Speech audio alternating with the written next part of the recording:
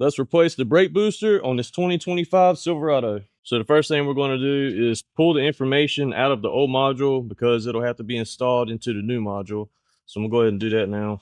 All right, starting out on the inside, we got to get these nuts off. There's 4 of them. There's 2 down here, 2 that are kind of hard to see up top. But first we're going to take this ductwork and just move it out the way, just like that. And then we've got a bolt right here that connects the brake pedal to the push rod for the booster. So we just take the bolt out for that. And when you go back together with it, you have to make sure you have this rod facing the right way because it can spin. And if it's off, your bolt won't be able to go in the right way. And you'll have to take the booster back off of the firewall so that you can twist it back the right way and get it to line up the way it's supposed to. So I went ahead and got those 2 top nuts off. Use this right angle impact and this socket and extension. It's a 15mm semi-deep swivel socket for the bottom 2. They're a lot easier to get onto. Just use the impact like this. There's one, and there's the other one. So now I've got all 4 nuts off, got the brake pedal push rod off, and I believe that's everything you got to do on the inside. Next, I'm going to disconnect the battery. Otherwise, your brake lights are going to stay on the whole time. Turn this thing up. There we go.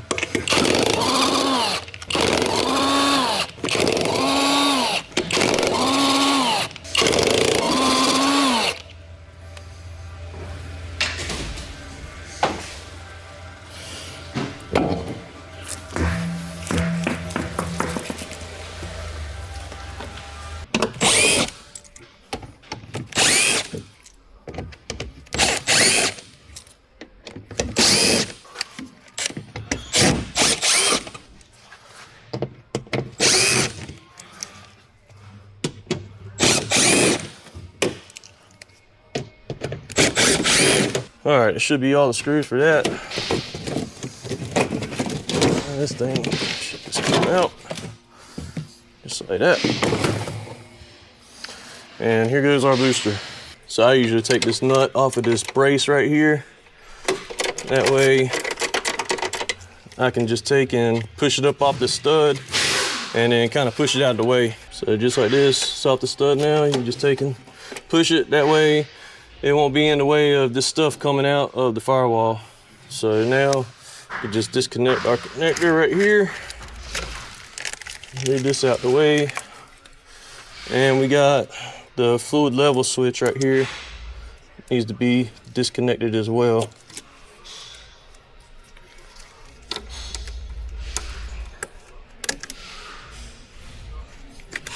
There we go, just like that.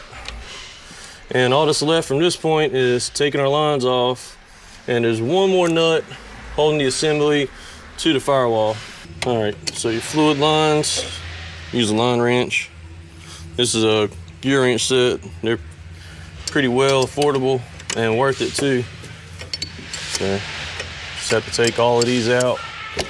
And obviously they have to go back where they came out from, but the way they're bent and grouped together, you really can't mix them up in any way, so not a real worry there. So last is this one nut right here, holds the assembly to the firewall. And then it's probably going to be stuck on this little gasket type thing they got between the booster assembly and the firewall, but here's the nut. Now all we have to do is remove it. Now, I think technically you're supposed to take a bunch of other stuff off, but I know I have been able to get these out before, so see how it goes. There we go. All right, it's off of the studs, almost. Now we just got to get past this bracket. Might pull this one wire out the way. Let's try that again. There we go. Hopefully that'll allow that bracket to move a little more.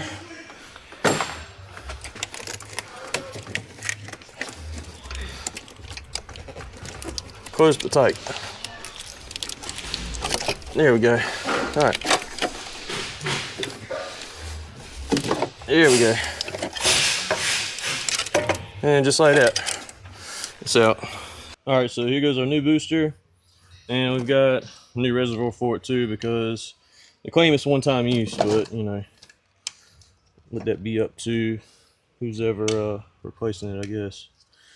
Technically, you're supposed to replace them, but if this was my vehicle and I was paying for this out of pocket, I believe I would just reuse it. I guess depending on how much it costs. If it wasn't that expensive, I'd probably get one. But it just pushes on this model. Some of them have got bolts. Actually, it is some bolts. I got to get them off of the old module, but for now we can at least go ahead and there we go. Seat this.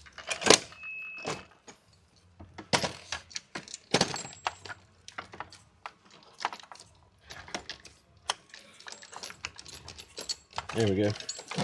All right, I'm gonna grab those bolts. All right, so here goes the two bolts. One right here, one right here, and they just kind of anchor that reservoir onto the brake booster assembly. So now you can put these in this new one here.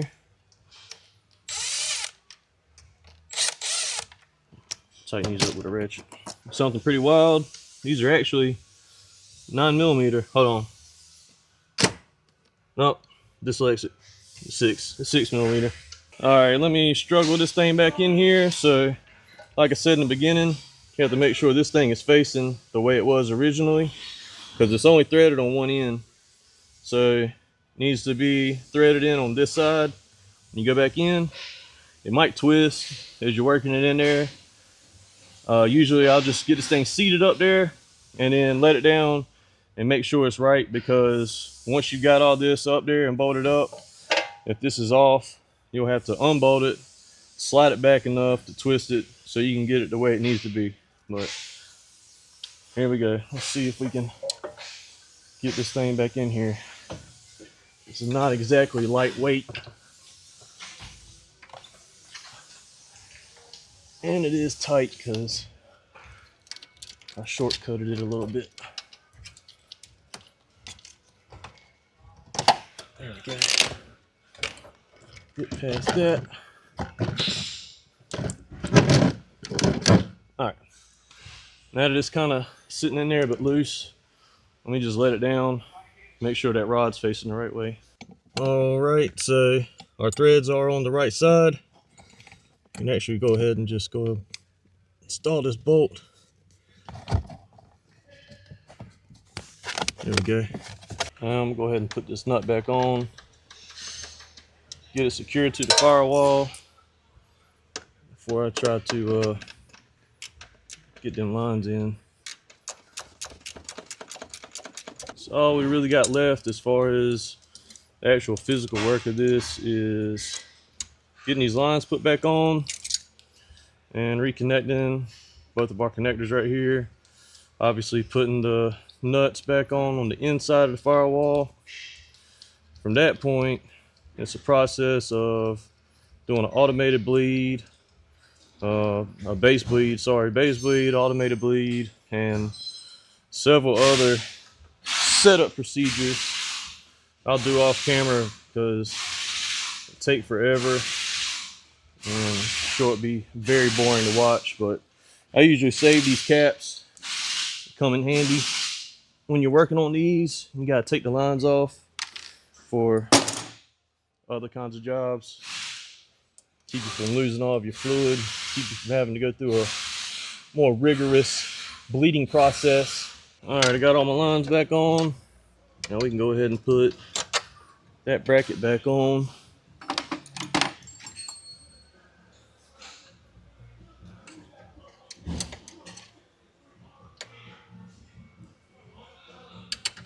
There we go.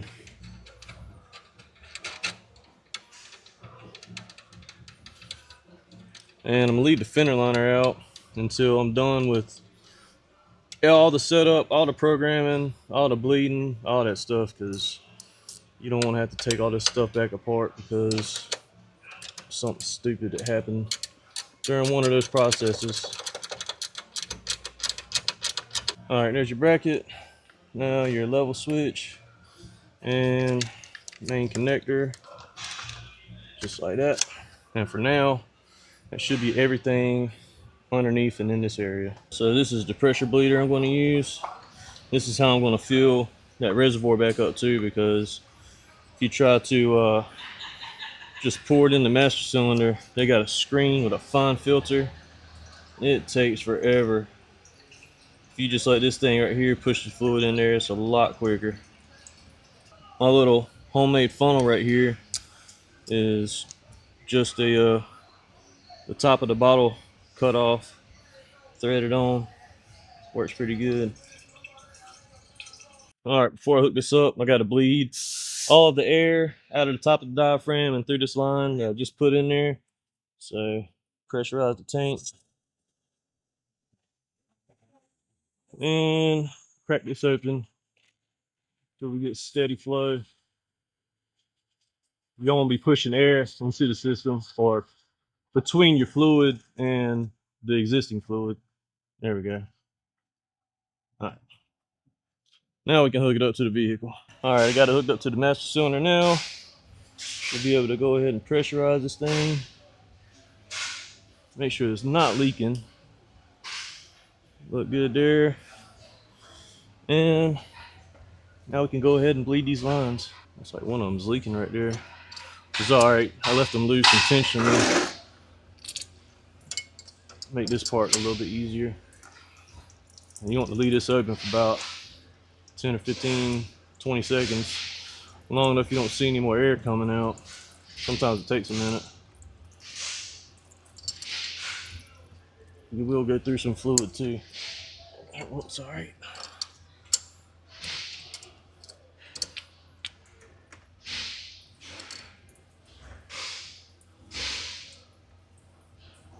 Same process for the rest of them. And I've even had to go back and do a regular traditional brake bleed as well afterwards, using somebody in the vehicle and another person breaking the lines loose.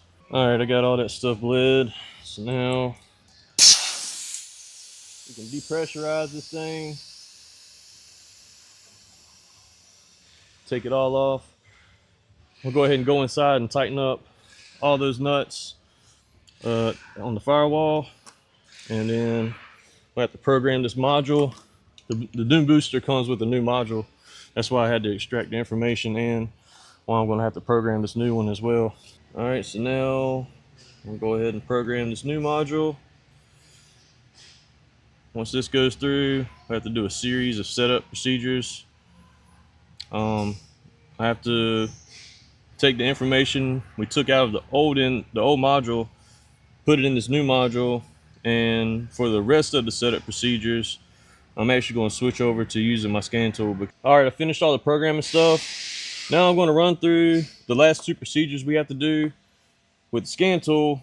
So I got my scan tool right here, and one thing you need to do for sure is have a battery monitor hooked up, because if the battery voltage falls under 12 something while you're doing this brake bleed, it'll cancel it out. You have to start all over. It's a really long process. It's really aggravating, and it's best to do everything you can to get it to go through the first try. So just to show you, before I run these procedures, you're going to have two codes that are going to be set.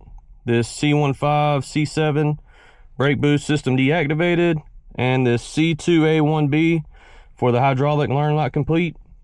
So both of these procedures I'm about to do should take care of those codes. So for the C15 C7, we're going to do an automated brake bleed.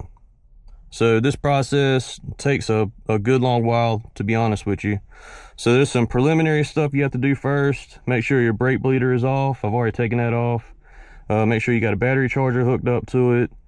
And that's basically the only two things that are kind of different from normal stuff you would do. And from that point, we're just going to start So this is in 6 different sections. I'm going to have to let it pulsate and do whatever it's doing. And then it's a series of pushing the pedal to the floor and then letting off and pushing it to the floor and letting off. And then it repeats 6 times over, but it takes a long time. So I'm going to go ahead and do that now, and then we'll just skip to the next part. So hopefully you can hear it. It's kind of doing whatever it's doing inside the module right now. You're going to have some service messages come up. All that stuff will be all right once we get through this process. All right, at this point, it says after I push continue, you got 5 seconds to push the pedal to the floor and then hold it. Then you're going to have to push a button and then let off, and then push a button and push it to the floor and then let off. It's the same thing over and over again, but so we're going to push continue, push it to the floor, push continue, let it off, push continue, push it to the floor, push continue, let off, and just repeats. So the rest of this procedure is pretty straightforward. I'm on section 4 now, so got 2 more to do. The weird thing is, or the kind of weird thing is, once you get to the last part, it's going to tell you to disconnect the level sensor on the master cylinder, and then wait a few seconds, push continue or something, and then plug it back up. And once you've done that part, everything should be completed. All right, my automated brake bleed went through just fine. The last code we got is this C2A1B. So let me show you the procedure for that. For that code, we're going to run this brake system plunger pressure rise starting point.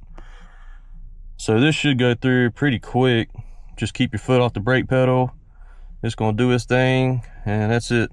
Well, that's basically it. From this point, all I have to do is put the fender liner back in, put the wheel back on, and that's it. Go take it for a test drive. Make sure everything's all good, but all of my warning lights and messages and stuff are going out, so it looks like it's fixed. That's it for this one. If you found this interesting or helpful in any way, then follow me for more.